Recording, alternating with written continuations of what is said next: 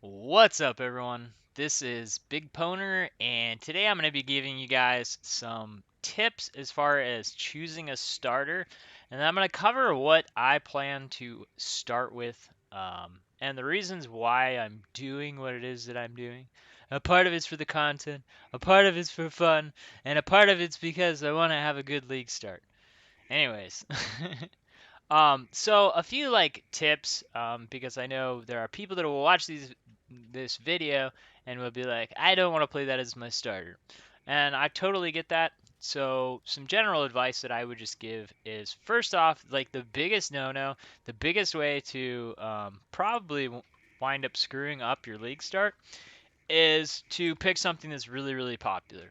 If people are like, if like every person is like, if like every content creator's like, do this, do this, do this, if they're all doing that, then that means that there's going to be a lot of people that are going to take that advice, and that means everything for that build is going to be really expensive, which means really bad for you because in the start of a league, the more demand for stuff, the more expensive it's going to be. You're starting with nothing. There's going to be best type items for that build, even if some of the people are like, you don't need anything for the build. That's a lie.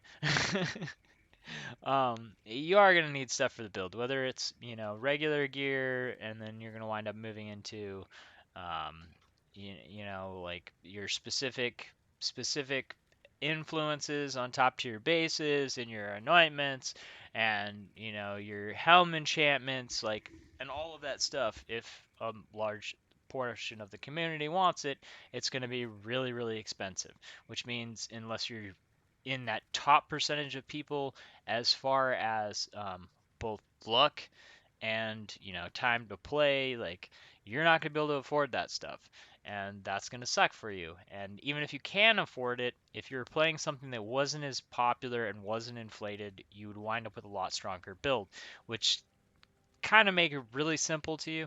There's a lot of good builds out there, and with stronger ascendancies and stuff like that, choosing a build that's going to have inflated gear automatically makes that build not one of the top builds. It might be the top as far as played, but it's not going to be the top as far as bang for the buck. Like if you wind up getting 10 exalts your first week, the weakest build as far as investment that you're going to wind up with is going to be whatever that most popular build is. So that's probably my best general advice. Um, Now, what is it that I'm going to be doing? So I really, really like the new Deadeye class. The changes. I see a lot of potential. So, and you guys know I like archers. I like the archer class, whether it be I've played a lot of Raider, Pathfinder, Deadeye.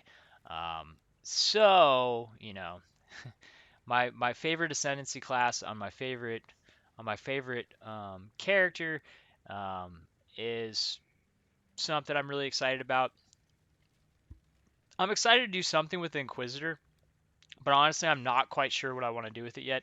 I I have some ideas, but they're too risky to do as a starter, because it's kind of like a new idea because the ascendancy is like changed a lot, and it's kind of like, what can I do with that? And that's not what you want to be doing with your starter. So what it is that I'm going to be doing is I am going to be going Archer because the safest build that I can probably think of is the Toxic Rain. It didn't get changed. It's still the safe build that it has been, and now its best ascendancy choice is the Deadeye, and I'll go over the reason why. Um, the other thing is by choosing the Toxic Rain, it's going to give me access to get to go ahead and try out the Trinity support in the way that I would like to play it, which is Elemental Hit with the Trinity support. It gives me kind of like a safe, no risk way to kind of play with the gem skill because realistically, really early on in the game, you're basically just playing with whatever it is that drops. You're not spending any currency because your gear is getting replaced so fast. The trying out a skill gem is basically just the cost of, picking up the skill gem. Um, so th it's basically no risk, and I can fill out general spots up to that point that are going to benefit both because, like, for instance, inside of the tree, you're both going to be okay. So yes. I understand that I can reset my tree. So with both builds, I'm going to wind up coming down this way to start off with HP. Small changes like later on could wind up happening. The difference is that like with both builds, I'm going to come down this way, go up through here, come up here. The difference is if I'm playing the elemental hit, I'd wind up filling in like primeval force. I wind up coming across to here to forces of nature because these are really two of the only like major nodes that are really going to be beneficial to elemental hit non-focused. And then of course once with elemental focus, if that is what I'm actually playing, I'm going to wind up coming up and getting elemental equilibrium because it's by far the strongest thing for elemental hit with the Trinity support. If you're playing it that way, the way that it would be played with the Trinity support, because if you don't know how elemental equilibrium works, it on hit whatever the high whatever element that it's hit with, they gain 25 resistance to that element, and they gain negative 50 to any element that they haven't been hit with. This resets every time that they're hit by an element. It doesn't stack because, if you're alternating elements every single time and it's stacked, then that would just mean infinitely they would have negative 25 resistance, negative 25, negative 25 after every two shots. And then you could just, it wouldn't matter what your damage is, you could give them a bajillion negative resistances if you could just stack it infinitely like that. It resets it on every hit that does elemental damage, sense elemental hit or wild strike. Randomly choose an element. It goes like it hits fire, then the next one's going to be ice or lightning. So that makes it so it guarantees that after the first hit, every hit is going to be hitting them at negative 50 to their resistances, which is actually insane. Unfortunately, as far as for the elemental hit, you're gonna have to come way this way, which is cool because you're gonna get to hit these life nodes. But it is a pretty long stretch of basically nothing. There are some nodes up here that you can pick up. Increased effect of non-damaging ailments, reduced effect on you. That's not bad. I don't even know if I'll fill it in, because the points will maybe at some point it'll be filled out, but really the elemental equilibrium is the only thing that I really want out of that. Um, Going up there and the life is good, but and this isn't my elemental hit build, but um, anyways. So toxic rain is basically the really safe, really sure thing. Even if you're struggling, you're going to be able to advance with it. Normally, you wind up playing it on. This is my elemental hit build. Um, or I am on an elemental hit build. Um, so the toxic rain, the reason why it would be probably what I would recommend if someone was like, I want a really safe starter. I want to be able to complete content. I would say the toxic rain because it wasn't messed with. As far as the skill gem or stuff like that, there were like there were changes to what I would recommend as the best ascendancy. Like I used to like the Pathfinder, um, but they winded up nerfing the. We'll bring up this. So they winded up nerfing the ascendancy for Pathfinder as far as the Toxic Rain build goes. The reason why I would be like, for sure, we want to go with the Pathfinder is because right here on Nature's Reprisal, this skill used to give 50% increased area of effect, which, like, to give you an idea, that's there's the there's the one item, the Carcass Jack, which gives us up to 50% increased area of effect, which is like basically going to be an absolute must. as far as a toxic rain build now. But 50% increased area of effect, that's the equivalent. The only thing that can really match up with that is if you're using one of your gems in your sixth link, which is like you have to hit 51 21 for increased area of effect to even match that. 21 to be 50%. So even at level 20, it's less than 50%. So that alone is a big hit because you basically lost 40% of the area of effect. The other hit came in Maxer Toxist. They really turned the Pathfinder Ascendancy into poison. It Maxer Toxicist used to also give more chaos damage, which made it so that it was another good choice. That's the reason why I would go this way, because I'd use these and it'd be pretty sweet, or I could go two into here. But this basically just used to give more chaos damage. It was another choice for damage. Now basically Maxer Toxicist is 30% more damage for poison builds, because 30% of 100% more damage is 30% more damage. So that's really strong for a poison build, and I would say that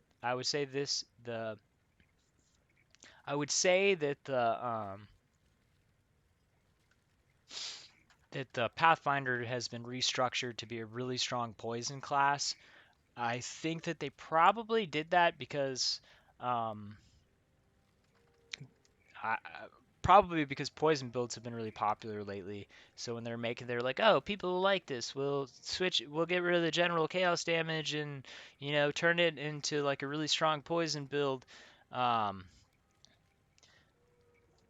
not what not what a lot of people wanted to see with the build, but that's what they did with it. Fortunately, we wound up with a really strong options for Toxic Rain in the Deadeye. The new Deadeye is pretty amazing. As far as for Toxic Rain, there's only one way that I would build this, and I'll explain the reason why. I would come this way. I'd get Occupying Force, 2 extra Mirage Archers. That makes 3 Mirage Archers that you'll have. And then obviously your own shot. That's 4 sets of shooting. They buffed Endless Munitions, so it now gives 2 projectiles. That means with your 3 Mirage Archers and yourself, this is giving us 8 extra projectiles. With the Carcass Jack, someone was telling me that it's still possible or probable to hit 7 projectiles on the Toxic Rain, just throwing on the Carcass Jack. We can also pick up um, some more AoE in our tree up here. We've got area of effect, area of effect, area of effect. So we've got some other places that we can get area of effect. I think all those other ones are like trap ones, so I think that's pretty much where we gotta go to get the area of effect are these nodes here. Um, so yeah, so basically you're going to have 3 archers. They're going to have more projectiles, which more projectiles increases the area over which that they're hitting. It also gives you more chances to overlap. Basically you're just going to have tons of slowing and dots just being laid out, which is going to be pretty sweet, especially inside of like the league that we're playing in. Basically just the whole arena that you're fighting in is just going to be covered in those, which there's the defensive part of Toxic Rain, which is that each application of it stacks less movement speed on the enemies, up to 60% less movement speed, which is going to make it so that you're going to be able to avoid stuff a lot better. So not only is the Mirage Archers going to be adding a ton more damage, and it's going to be easy to just stack up just tons and tons of um, the Toxic Rain shots with 4 sources of shooting. Um, that's going to be pretty sweet. And having 2 extra Mirage Archers is a massive damage buff. And then on top of that, the Mirage Archers are going to be able to have the anomalous Mirage Archer is the +2 arrows, so you would have 3 Mirage Archers with plus four arrows. That's 12 extra arrows on your Mirage Archers. So that's pretty crazy. They're going to be firing just massive spreads of arrows. Um, so lots and lots of area that's going to be covered, and lots of chance for it to stack up on the single targets or the heavier targets. The other really nice thing about playing the Toxic Rain is that you don't have to worry about reflect maps, which is going to be really nice. That's another selling point for chaos builds as far as starters is, it just gives you one less thing to worry about as far as playing a starter, which doesn't sound like a big selling point, but trust me, it is a pretty big selling point. I think it's one of the reasons, like, back in Legion when Essence Drain became really big, and then they nerfed it like 3 leagues in a row and people were still playing it. It's because, like, the build was just like so good, and it was so nice to not be able to have to worry about anything and just, like, throw down your contagion and then, like, pop the essence drain, and you don't have to worry about reflect, you don't have to worry about anything. It was a sweet starter. That's the nice thing about chaos, is that little extra bonus. So if I was recommending a build to someone, I would say Toxic Rain, because I haven't seen any content created by anyone saying Toxic Rain build for the new league. And honestly, it's a really, really strong choice played with the Deadeye, because the other two choices that we're going to go with is Gathering Wind, and then we're going to go with Wind Ward. So Gathering Wind is basically, well, it is giving you Tailwind. Tailwind actually got nerfed, but the Gathering Winds technically stayed the same, but actually got better. And I'll explain the reason why. So Tailwind used to be 10% increased action speed. It's now 8%. But now they made it so that Gale Force gives 15% increased of effect, so up to 150% increased effect, which 150% of 8% is 12%, which winds up equaling a total of 20% increased action speed. So it's the same cap that Gathering Winds used to be. They've just changed it. However, they've made it better in the fact that you just have Tailwind, and also something that some people might not have noticed is it says gain 1 Gale Force when you use a skill. It used to be for each separate skill that you use. Now it's just when you use a skill, which means I shoot my bow 10 times, I have 10 stacks. Used to be you had to be like, I shot my bow, 1 stack. I used phase run, 2 stacks. So in a lot of builds, it wasn't even possible to hit those 10 stacks. So technically it's a buff, because it's more realistic to actually be able to hit it and to be able to hit the max stacks very quickly, because we're scaling attack speed and dot. And in most archer builds, like whether it's going to be my elemental hit that I'm going to make this league, whether it's going to be the toxic rain, whether it's going to be the ice shot, they're all going to be having high attack speeds. So you're going to be getting those up really quick. So what makes this also really, really strong is we've just talked about how we're going to be building up those stacks really fast. Wind Ward gives us 3% less damage taken per Gale Force, which means a total of 30% less damage taken. This combined with, like, Windwalker, that gives us a possible, well, if this is at max stacks, which we should, like, realistically, like, every, like, 2 to 3 seconds be hitting max stacks. Probably less than that on most builds. Maybe, like, really early in the game when your gear's, like, really bad and you haven't gotten, you're not very high level, then it might take longer. But, like, late game, I mean, some people are, 7, 10 shots a second. I think every 2 seconds having max stacks back up is realistic. So 30% damage reduction. We also have Wind Ward. That's 50% damage reduction. Then we have stuff like we're going to have our Immortal Call, which is going to be like another depending on what level you get it to, like 30, 40% damage reduction. You're going to have massive damage reduction. Also, it's going to be on an evasion build, so you're going to be dodging a lot of attacks and stuff like that. So you're not going to get hit that often, or the chances that you're going to take two massive hits in a quick succession is going to be very low. So you should be able to rely on just massive damage reduction from the combination of Wind Ward, which I kind of feel like Wind Ward is now like the Archer's Ghost Shrouds, as far as like, I feel like it's kind of like that for the Ascendancy, like the Ghost Shrouds from the Trickster class, which like I used to love the Trickster. That just the builds that I played in Trickster kind of just like died, and they just weren't good anymore. So I kind of stopped playing Trickster. So I'm really happy to see something like this that really lends the build some really big damage reduction, like strategic damage reduction. I mean, like it's not one of those things of like I'm now a tank. I'm just gonna stand here and let stuff hit me. Like you can take hits. It'll make it so that less one shot potential, and it'll get it back up. So as long as you're not getting just like whomped on like multiple times in a row, which could happen with fighting 10 bosses at once.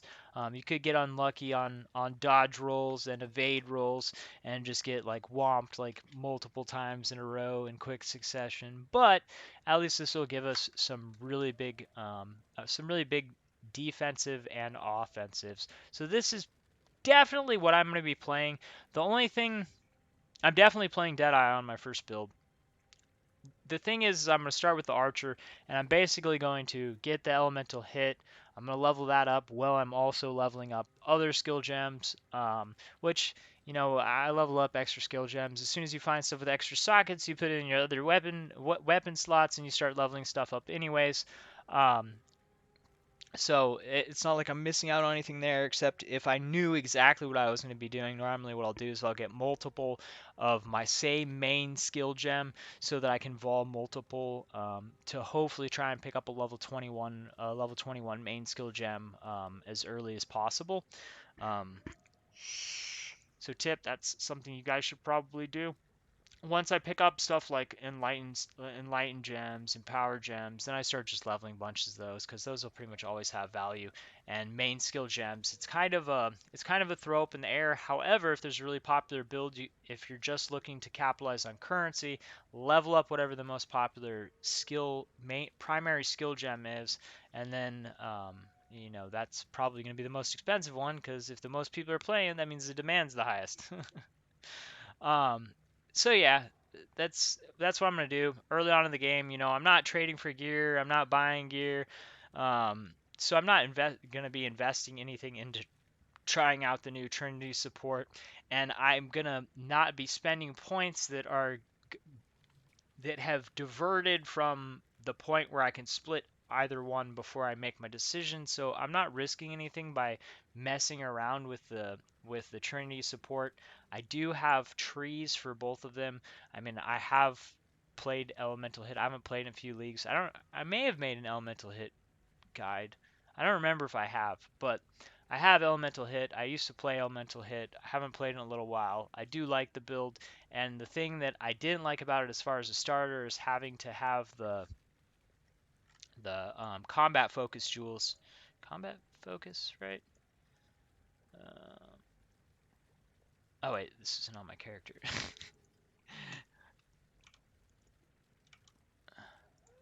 Combat focus. Oh wait, I knew that wasn't one.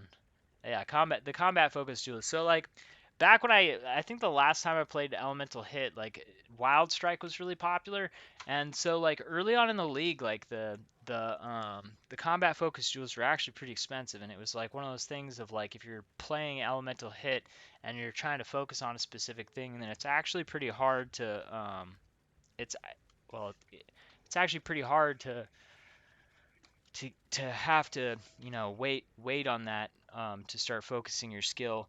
But with the Trinity support, it's like you're not gonna need those.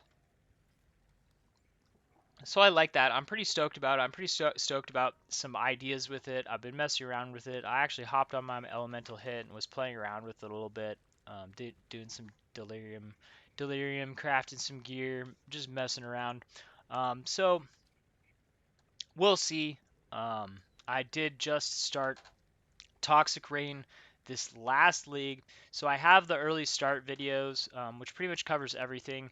The other thing is the starting like end goal for like a weapon for the Toxic Rain and for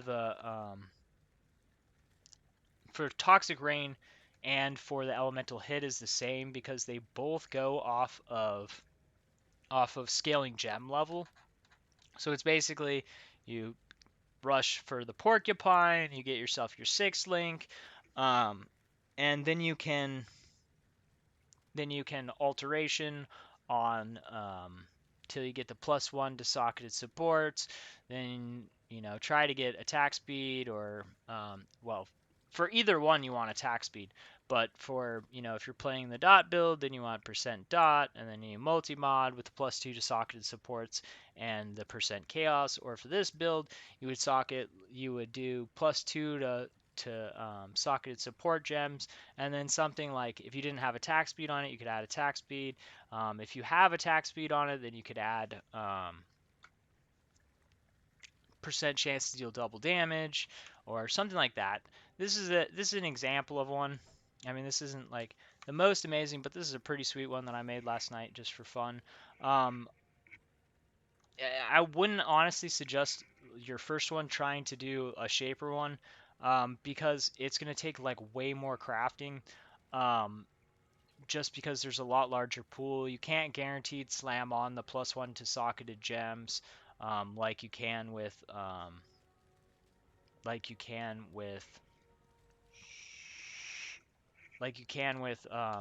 non-socketed, a non-influence one, which is like what I would suggest. Like my first bow, what I would do is if I wanted an Imperial bow, which just having the higher attack speed on the Porcupine is really all you need. And it was probably going to be harder to get the level 100 Imperial bow because the Imperial Legacy takes 22 cards and the Porcupine's only 6. So collecting 22 cards might take, well, should take you a lot longer unless you're just like super crazy lucky on those ones and really unlucky on the Porcupines.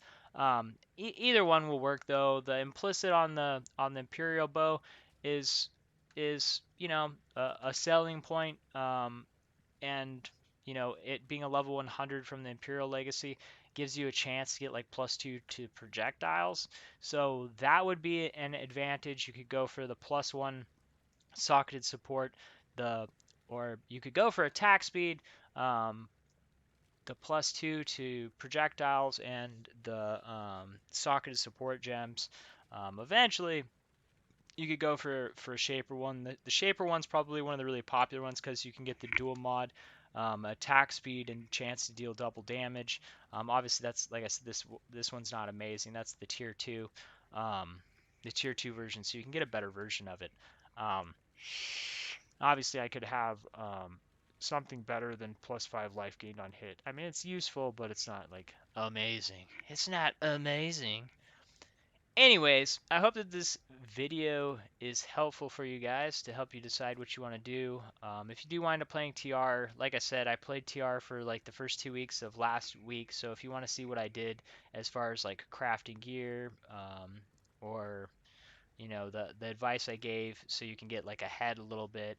I will do like my follow-up guides like I do every league. I take and I cover like advancement on like what to pay attention to, or like how I'm advancing my build, what's working, as far as the league's going. There's going to be a lot of videos that I'll be doing this league because we have a lot of stuff that I'm really interested in. I'm really excited about this league. It's not like Heist where I'm going to be like trudging my way through and trying to force myself to play just to make content and then wind up quitting anyways. This league I'm really excited about because it's a mapping league. We've got skill trees on the map, and we've got boss fights, and we've got the ritual league, which is sounds really exciting. There's just a lot of stuff that I'm excited about, and there's gonna be a lot of stuff to cover as far as content. So I'm not covering a lot of this stuff pre-league because there's a lot of stuff that's kind of like up in the air. I will do a general information, like stuff to pay attention to, and my advice as far as like advancing yourself early. But other than that, I'm not going to really cover much until I've actually played the stuff and I can give good advice on it. And the main reason for that is because a lot of the stuff is stuff that's not going to come into play until later on in the game. So, like speculating on stuff that people aren't going to be playing for, several weeks, or in general, probably longer than that, or even the top 1%, they're not going to have everything completed even in the first week or the first 2 weeks. um, what the creators were even saying, this is going to be something that takes a lot of time to fill out all this stuff, blah blah blah. um, so anyways, thanks for watching. Hope this video has been helpful. See you guys next time. Peace.